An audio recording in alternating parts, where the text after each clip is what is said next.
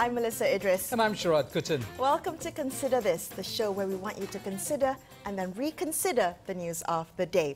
Now let's begin with an update on the baby from Tuaran, Sabah, who was infected with the polio virus, making it the first case in 27 years after Malaysia was declared free of the disease.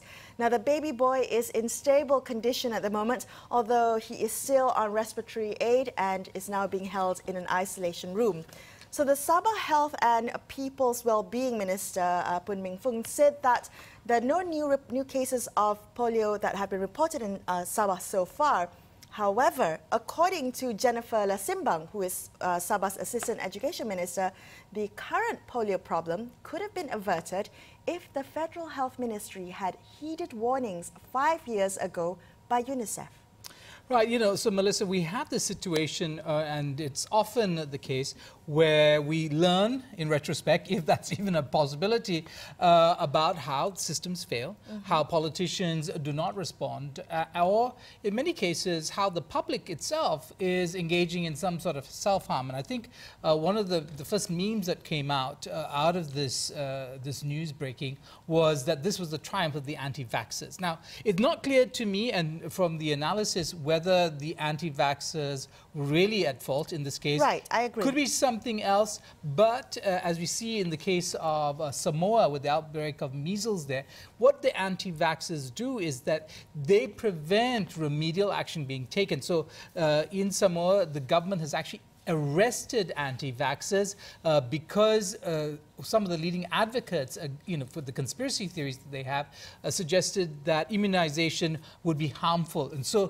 preventing public health officials from carrying out their duties in an efficient way. So very interesting, maybe convergence of different dynamics, sure. Systems failure, anti-vaxxer conspiracy theories, perhaps a lack of legislation that forces or makes compulsory immunization. Well, I think you're absolutely right. The conversation that has come out, because of the anti-vaxxers from this polio case has been interesting. I think it's brought to the forefront the discussion about the importance of vaccination. However, I think with the case in Sabah, looking at the warnings of Unicef from 5 years ago, Unicef tried to convince the Health Ministry to vaccinate the undocumented population in the state, but it had failed. So I think in this case, Sabah's big population of people who are undocumented, unregistered, without identification papers, it makes it impossible for them to get vaccinated. Not impossible, but extremely expensive. Apparently, some 40 ringgit, I think, for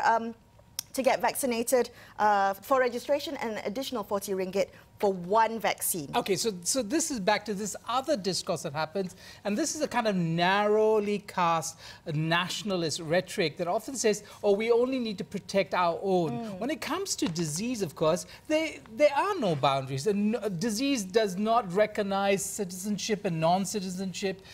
We see that in the case of tuberculosis, has infected our prison system, affecting local staff. Right. So again, if you take the attitude that because people are foreigners or undocumented or are non-citizens, they are not deserving of basic humanitarian care, it comes back to haunt us. Yes. And it comes back to haunt us in very material ways.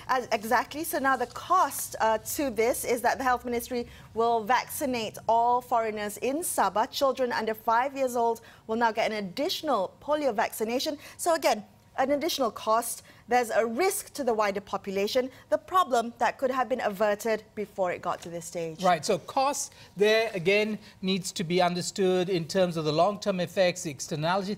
If you just measure costs in terms of what actually you're paying out and not recognize the cost that comes from actually not doing those actions, then you have a really bad system of accounting, I think. All right. In other news, we have the United Nations Development Programme having a dialogue today on the Human Development Report 2019 and Malaysia's performance. So the Human Development Index measures 3 basic dimensions of human development. The first, life expectancy. The second, access to knowledge. And the third, standard of living. And that's measured by the gross national income, or GNI.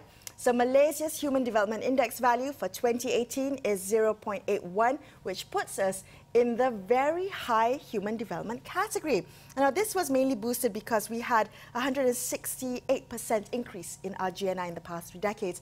But to be honest, Sharaad, I think we really need to be thinking about inequalities in human development beyond the dollars and cents, beyond the disparities when it comes to income and wealth. Yeah. So you have, I guess, governments need measures, and they need fairly standard measures. And behind that, of course, is the ability for governments to get the data necessary to plot where the country is in terms of... But then again, you need also data that's much more granular, that goes to specific regions.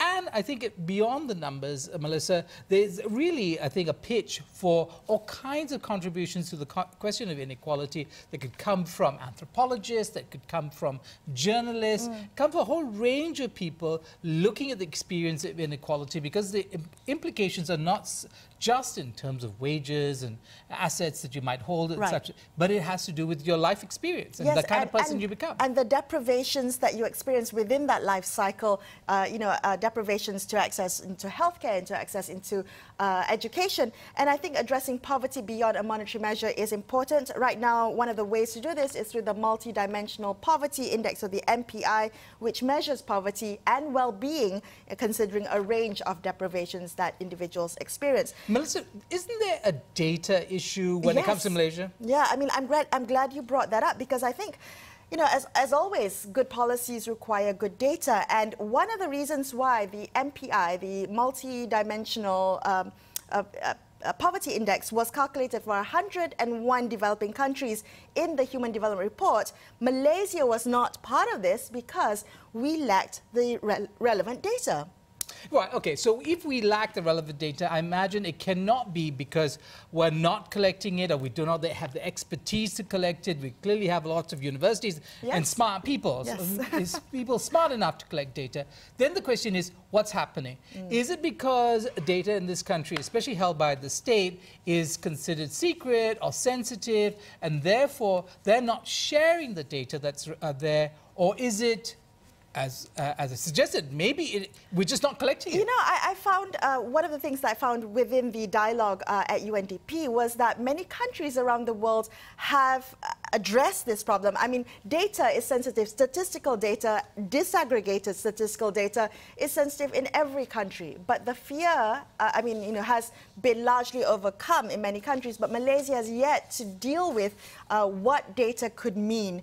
No country wants to admit that, you know, that inequality happens. But the truth is, inequality happens everywhere. So having data just means that we are able to have evidence-based policy response. All right, quickly in other news, we have some tragic news. A young elephant was found dead near Kampung Orang Asli Sedoho in Kluang, Johor recently, believed to have been poisoned based on the evidence found at the location. Yeah, so, you know, in fact, the assembly person for Kahang came out to say that it was tragic, the culprits needed to be, you know, apprehended. But he did also go on to say, we need to find a solution to human-animal conflict, or human-elephant conflict in this case. And perhaps the solution, he says, is to put them in sanctuaries. Now, I've been following the story of elephant and megafauna in this country for just about half a year now. It's not the first time this has happened, No, it's right? not the first time. We had these tragic cases of pygmy elephants in Borneo being murdered as well, but therefore perhaps their tusks. Here we have a different situation. The question is, are our solutions right?